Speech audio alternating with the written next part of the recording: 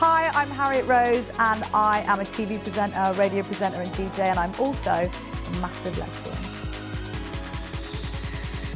At the beginning of my career, I didn't really celebrate my queerness, so it was difficult to understand if the industry would, because I was kind of under the impression that if you were out and proud about being gay, then you would be pigeonholed into just being the gay presenter. So it took me like a good few years to really work out that it was actually my superpower. It was like a thing I could boast about and be proud of. And I think my energy towards my queerness means that people are accepting, because you almost, even for people that I meet that I know are a bit like taken aback by queerness, they kind of get used to it, because when you are so normal about something like that, they recognise that it's just normal and it's no different to anybody else's relationship. But I would say now, I think people are celebrating queerness in a much better way than they used to. I would just like to see more celebration of trans people from the LGBTQ+ community, because that's really the place where we are lacking massively. But I do feel, as a lesbian in my industry, I feel very accepted.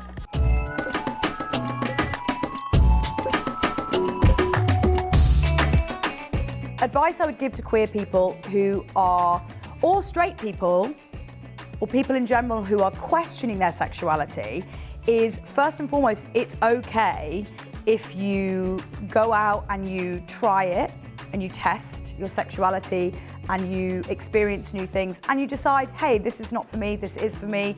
You're allowed to do that in the same way that going on a date with somebody and deciding they aren't the right person for you, you can do that with all genders and sexualities, as long as you do it with a grace and a sensibility and a care. I think it's really important for people to not feel scared to experience different areas of their sexuality without fear that they're going to be judged for it, because how will you know until you try it, essentially? And most importantly, doing that with a massive amount of care for the other person. But really, honestly, explore yourself, take your time, do not rush. Nobody needs to do it immediately. You can take a whole lifetime to work out who you are. Your sexuality is yours to explore, and it's no one else's to make that decision for you. I came out when I was at university, and I remember telling my friends, I was like, I think I fancy girls. And it was like a long journey of working that out. It's very slow and steady wins the race. Took me a while to get there. But one of the shows that I watched in a way that was actually kind of like absurd and weird, because I was so obsessed with it, was the L Word. I watched that show, every episode, about 11 times. This was during my coming out process, and I was like, so obsessed with it, I didn't even link the two. Like, I didn't even really mentally get to grips with the fact that I loved it so much because I was a lesbian. So I would say the biggest queer inspiration for me was the L Word. Also, what was the British one? Queer as Folk. I watched Queer as Folk, and I think that subconsciously impacted me, even though I was too young to understand that my queerness, I loved the show a little bit more than I probably should have. So yeah, Queer as Folk and the L Word, I would say. I think it's important for me to talk about queerness at every moment possible because of young Harriet, who did not know she was gay because she didn't see it, or didn't see people that she recognised to be similar to herself. So I like to scream it from the rooftops in a very sort of subtle way to give representation to anyone that's looking for maybe a femme representation of a lesbian, and also for their parents and their friends and their grandparents to maybe see somebody that doesn't fit any type of binary that they put upon queer people, and maybe sits outside of what they believe a queer LGBTQ person would look. What that is, I have no idea, but I just feel like if I'm here representing who I am, then hopefully other people will see that and it'll be more normalised. Basically, the more you talk about anything, the more normal it becomes.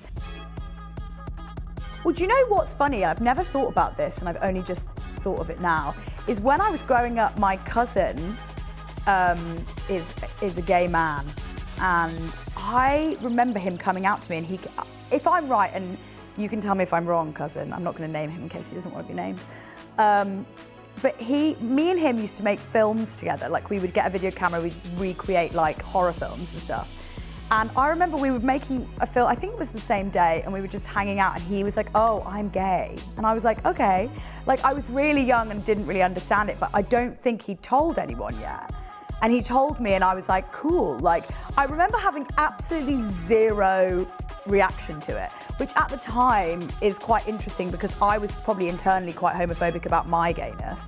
But I think it unlocked something inside me that made me feel, I don't know, I guess it maybe unlocked something inside me that then took a few years to come out, but it was a really beautiful moment that I remember him telling me and me just not caring in any way. And then following up from that, going to his wedding, it was the first gay wedding I'd ever been to, and him and his husband, it was a sensational piece of representation for me, even though they were two gay men. I was like, oh my God, look at these two men walking down the aisle. Like this is subverting everything I know to be what society views as normal.